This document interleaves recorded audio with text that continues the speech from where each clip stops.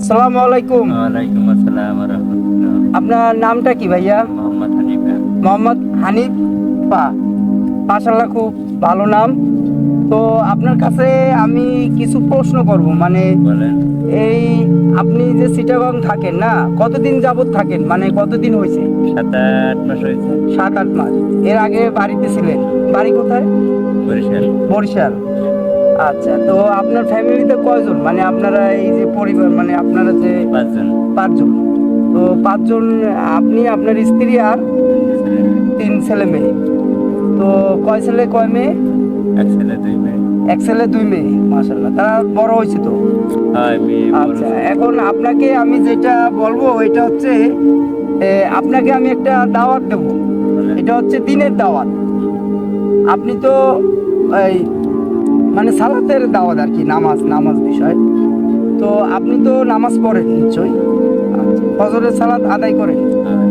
মাশাআল্লাহ, খুব ভালো। আপনার পরিবারে আর সবাই পড়ে? আচ্ছা, এখন আমরা যেহেতু নামাজ পড়ি, ঠিক আছে, আমাদের দায়িত্ব কর্তব্য আমরা পালন করি, কিন্তু আমাদেরও কিন্তু উচিত হ্যাঁ, এই দাওয়াত এই দাওয়াত আরেকজনকে দেওয়া। কারণ আপনি যখন ঘর থেকে বের হবেন, আপনার সামনে যদি কেউ পড়ে মুসলিম, তাকে আপনি মসজিদে দাওয়াত দেওয়া উচিত। যাওয়ার জন্য বলবেন যে ভাই মসজিদে চলো, আজান পড়ছে। আর বিশেষ ক্ষেত্রে ফজরে যখন আপনি ঘর থেকে বের হবেন মসজিদে যাওয়ার জন্য, তখন আপনার পরিবারেরও ডাইকে দিবেন যে তুমি উঠে নামাজ পড়ো, ঠিক আছে? সে আমার আগেই ওঠে। ও মাশাআল্লাহ, খুব ভালো, খুশি হইলাম।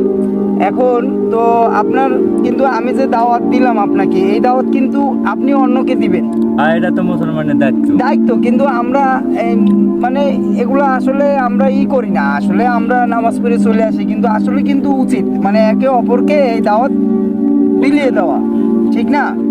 তো আপনিও এখন থেকে এই যে চা বিক্রি করেন, এটা আপনার রিজিক, আল্লাহ আপনার এই রিজিকে আয় বরকত বাড়িয়ে দিক, আমি দোয়া করি।